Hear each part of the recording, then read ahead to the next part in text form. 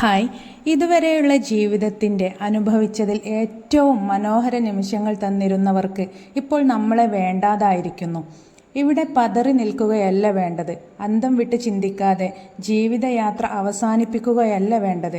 നിങ്ങളുടെ വേരുകൾ എത്രമേൽ അവരിൽ ആഴ്ന്നിറങ്ങിയോ അത്രയും വേദനാജനകമായ അവസ്ഥയിലാണിപ്പോൾ നിങ്ങളുണ്ടാവുക. പക്ഷെ നേരിട്ടേ മതിയാവും. അതിന് ആരും കൂടെ കാണണം എന്നില്ല. തനിയെ പൊരുതണം. യാത്ര തുടർന്നേ മതിയാവും. ഇത്രത്തോളം എത്തിയില്ലേ, ഇനി വയ്യ, മതി എന്ന് വെക്കരുത്. അവർക്ക് നിങ്ങളെ വേണ്ടെങ്കിലും നിങ്ങൾക്ക് നിങ്ങളെ വേണമെന്ന് അവർക്ക് കാണിച്ചു കൊടുത്തേ പറ്റൂ. ഫസ്റ്റ് യാഥാർത്ഥ്യം എന്താണെന്ന് മനസ്സിലാക്കുക. സംഭവിച്ചതിനെക്കുറിച്ച് ഒരു നേർരേഖയുണ്ടാക്കുക. ഇനി വരാനുള്ളതിനെക്കുറിച്ചും വ്യക്തമായ ഒരു മാപ്പ് ഉണ്ടാക്കുക. ആദ്യം അവഗണിച്ചവരെ ഭംഗിയായി തിരിച്ചും അവഗണിക്കുക.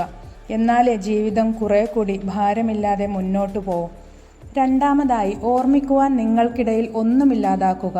നിങ്ങൾ ഒരുപാട് സമയമെടുത്ത് കണ്ട സ്വപ്നമാണ് ഇന്നലെ തകർന്നു പോയത്. അതുകൊണ്ട് ഓർമ്മകളെ മരിപ്പിക്കാൻ കുറച്ച് സമയമെടുക്കും. മറവിയെക്കൊണ്ട് ഓർമ്മയെ കൊന്നേ പറ്റൂ. ഇപ്പോൾ നിങ്ങളുടെ മനസ്സിൽ ഏറ്റവും കൂടുതൽ ധൈര്യമുണ്ടാവേണ്ടതുണ്ട്. അതിനോടൊപ്പം തന്നെ നിങ്ങളിലുള്ള വിശ്വാസവും. നിങ്ങളുടെ ഉള്ളിൽ നിന്നും വരുന്ന ആ നെഗറ്റീവ് ശബ്ദത്തെ എന്തു വിധേനയും ഏത് വിധത്തിലും നിങ്ങൾ മറികടക്കാൻ ശ്രമിച്ചു നോക്കൂ.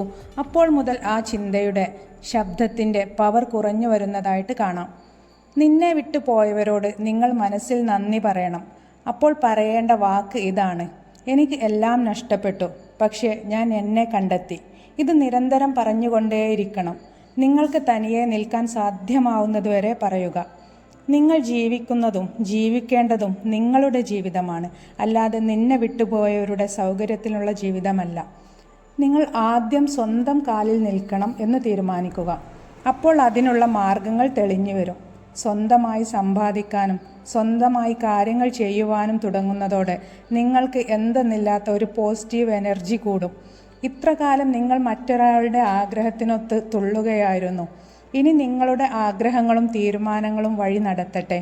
ഇപ്പോൾ നിങ്ങൾക്ക് വീണ്ടും ഒന്നിൽ നിന്നും തുടങ്ങേണ്ടിയിരിക്കുന്നു. കഴിഞ്ഞു പോയതിനെക്കുറിച്ചോർത്ത് ഒരുപാട് ദുഃഖിക്കരുത്. ഇനി അതൊന്നും ജീവിതത്തിൽ ആവർത്തിക്കില്ലെന്ന് പ്രതിജ്ഞ എടുത്താൽ മതി.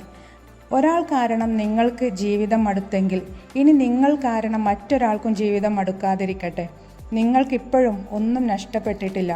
കാരണം നിങ്ങളിൽ ഇപ്പോഴും അതിജീവിക്കാനുള്ള ധൈര്യമുണ്ട്, വിശ്വാസമുണ്ട്, സെൽഫ് ലവും സെൽഫ് റെസ്പെക്റ്റുമുണ്ട്. നിങ്ങൾ ഇനി പറന്നുയരൂ. നിങ്ങളെ കാത്ത് നിങ്ങളുടെ സ്വപ്നങ്ങളുണ്ട്, ആഗ്രഹങ്ങളുണ്ട്. അവ നിങ്ങളുടെ യാത്രയ്ക്ക് ചിറകേകട്ടെ.